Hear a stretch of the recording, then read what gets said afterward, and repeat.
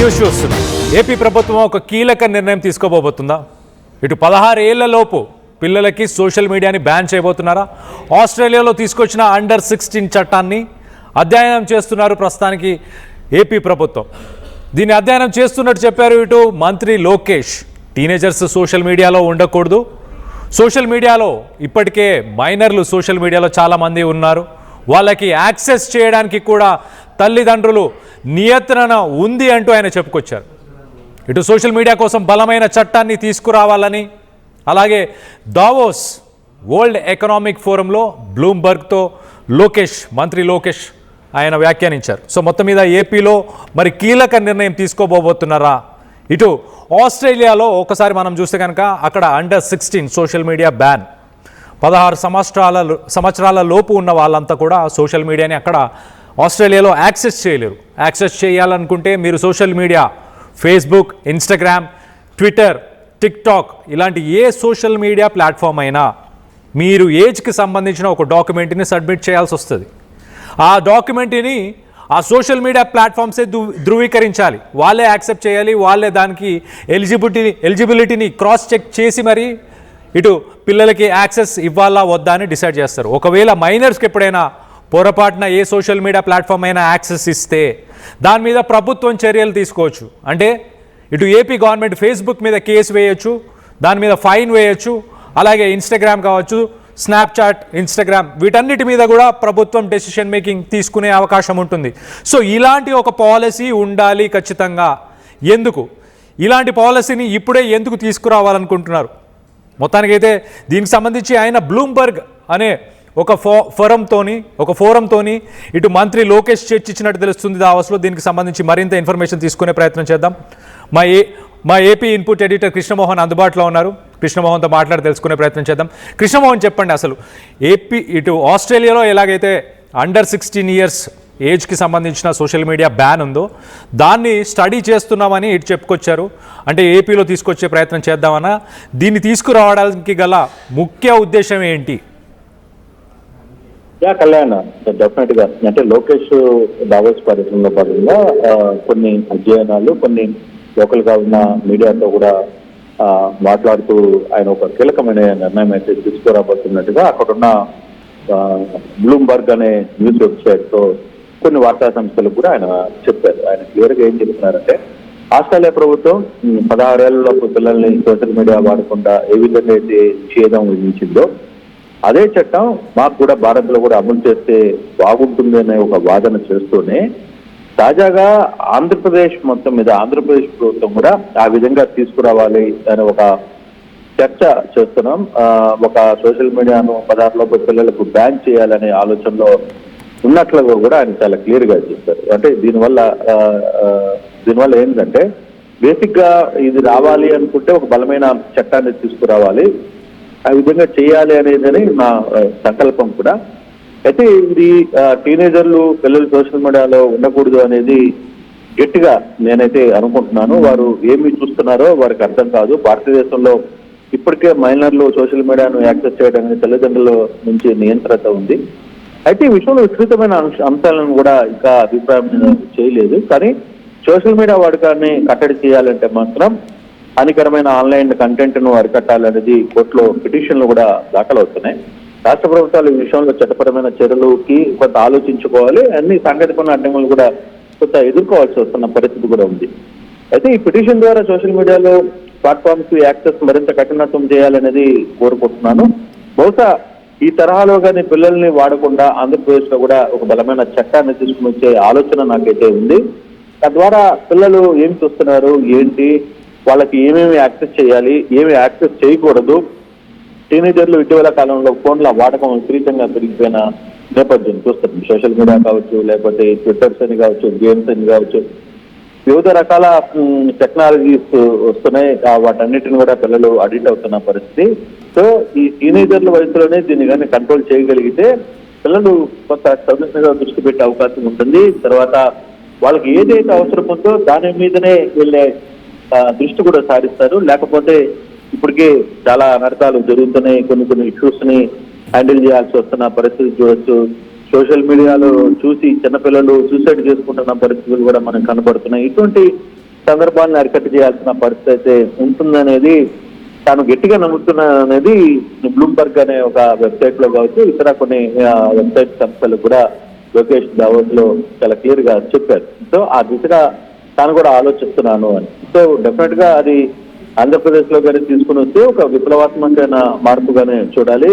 పిల్లలు చెడుదారణ పట్టకుండా ఆపుకోవడంలో మొదటి సెక్షన్ ఈ ఫోన్ ఏ విధంగా వాళ్ళు చాలా వివిధ రకాలైన వెబ్సైట్లోకి చూడకుండా కంట్రోల్ చేయగలుగుతున్నామో అది చేయగలిగితే ఇంకా బాగుంటుంది. ఆ దశగా కూడా మేము ఆలోచిస్తున్నామని చెప్పి లోకేష్ ఒక నిర్ణయానికి వచ్చారు. అయితే అది ఇంకా స్టార్ట్ చేశారా లేదా అనేది కాదు, కానీ తన అభిప్రాయాన్ని మాత్రం ఆయన అక్కడ పంచుకున్న పరిస్థితి. ఆంధ్రప్రదేశ్ లో కూడా చేస్తే బాగుంటుంది అనేది ఆయన అనుకుంటున్నారు. బహుశా రేపు హైదరాబాద్ విజయవాడ చేరుకుంటారు కాబట్టి రేపు పూర్తి వివరాలు మీడియా ప్రతినిధులతో మాట్లాడినప్పుడు పూర్తి సమాచారం అందే పరిస్థితి అయితే కనబడుతుంది. కళ్యాణ్. రైట్ కృష్ణమోహన్, గతంలో ఇటు జనవరి 6న ఇటు ఏపీ ప్రభుత్వం మిస్ఇన్ఫర్మేషన్, అలాగే ఫేక్ ఇన్ఫర్మేషన్ కానీ ఫేక్ వీడియోస్, అలాగే హేట్ స్పీచ్ ఇలాంటి ఎవరైనా చేస్తే వాళ్ళ మీద కఠిన చర్యలు తీసుకోబోతున్నామంటూ ఒక మీటింగ్ అయితే వాళ్ళు గతంలో ఒక మీటింగ్ని పెట్టుకున్నారు. ఆ మీటింగ్లో ఇది కూడా భాగమేనా అంటే ఇప్పుడు సోషల్ మీడియా బ్యాన్తో పాటు సోషల్ మీడియాలో ఫేక్ మెసేజెస్ కానీ ఫేక్ వీడియోస్ కానీ హేట్ స్పీచ్ కానీ మరొకరిని ద్వేషిస్తూ చేసే వీడియోస్ కానీ పోస్టులు కానీ వీటన్నిటి మీద కూడా ఇది కూడా దాని కిందకే వచ్చే అవకాశం ఉంటుందా? దానికి దీనికి ఇష్యూ అది వేరు కదా, ఆ కంటెంట్ వేరు, ఈ కంటెంట్ ఏంటంటే ఇప్పుడు పబ్లిక్ లో ఇప్పుడు చిన్న పిల్లవాడు కూడా పుట్టిన బిడ్డకి అన్నం పెట్టాలన్నా కూడా తల్లిదండ్రులు ఫోన్ వాడి చేతికి ఇచ్చి వాడు గేమ్స్ ఆడుతుంటే ఫుడ్ పెట్టే పరిస్థితిలోకి తల్లిదండ్రులు వెళ్ళిపోయారు. అంతకుముందు చందమామ రావేని చూపించే పరిస్థితి పోయి ఇప్పుడు సెల్ ఫోన్ లోనే బొమ్మను పెట్టి చూపించి తిండి పెట్టే పరిస్థితి. అంటే చిన్నప్పటి నుంచే మన తల్లిదండ్రులు కావచ్చు పెద్దలు పిల్లలకి ఫోన్ నుంచి అలవాటు చేసే పరిస్థితికి వచ్చారు. దానివల్ల వారు దానికి అలవాటు పడిపోయిన పిల్లలు ఏం చూస్తున్నారో తెలియదు, ఏం చేస్తున్నారో తెలియదు. కొత్త టీనేజర్స్ లో దీని ప్రభావం, విష ప్రభావం చాలా ఎక్కువగా కనపడుతుంది. సో దాన్ని కొంత బ్యాన్ చేయాల్సిన పరిస్థితి ఉంది. ఆ పిల్లల్లో కూడా 16 సంవత్సరాల లోపల పిల్లలు చేయాలి అంటే వాళ్ళు ఓపెన్ చేయాలనుకుంటే వాళ్ళకి ఒక కంటెంట్ కావాలనుకున్నా కూడా దానికి సంబంధించి వాళ్ళ ఏజ్ని లేదు, వాళ్ళు మేము పలానా వయసు, మా వయసు ఇది, మేము దీన్ని స్టడీస్ విషయంలో కూడా వాళ్ళు దాన్ని సర్టిఫై చేసుకొని చూసుకొని చేయాల్సిన పరిస్థితి ఉంటుంది. దాన్ని యూట్యూబ్ వాళ్ళు లేకపోతే ఆ సంబంధించిన వెబ్సైట్ యాక్సెప్ట్ చేస్తేనే వాళ్ళు ఎంటర్ కాగలరు, లేకపోతే ఎంటర్ కాలేదు. బట్ ఇక్కడ పరిస్థితి ఇప్పుడు భారతదేశంలో చాలా చోట్ల ఆ పరిస్థితి లేదు. చాలా పరిస్థితులు కొంత కంట్రోల్ తెచ్చినప్పటికీ కూడా కొన్ని వెబ్సైట్ల మీద నియంత్రణ ఉన్నప్పటికీ కూడా ఆ పరిస్థితి లేదు.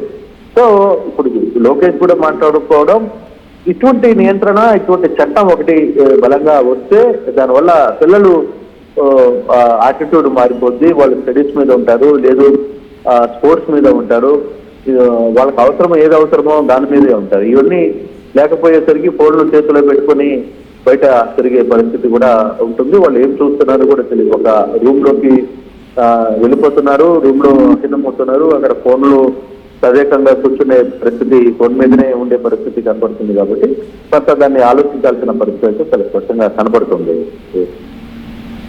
Right Krishnamohan, thanks for the latest update. మొత్తానికైతే ఇటు వరల్డ్ ఎకనామిక్ ఫోరం, దావోస్లో జరిగే వరల్డ్ ఎకనామిక్ ఫోరం అటెండ్ అవుతూ ఇటు మినిస్టర్ లోకేష్ ఇలాంటి ఒక డెసిషన్ తీసుకోబోతున్నాం. ఆస్ట్రేలియాకి సంబంధించిన ఆన్లైన్ సేఫ్టీ అమెండ్మెంట్ ప్రకారం 16 సంవత్సరాల లోపల పిల్లలు అక్కడ సోషల్ మీడియాని బ్యాన్ చేస్తున్నారు. బ్యాన్ అంటే వాళ్ళకి యాక్సెస్ ఉండకుండా ఉండడం.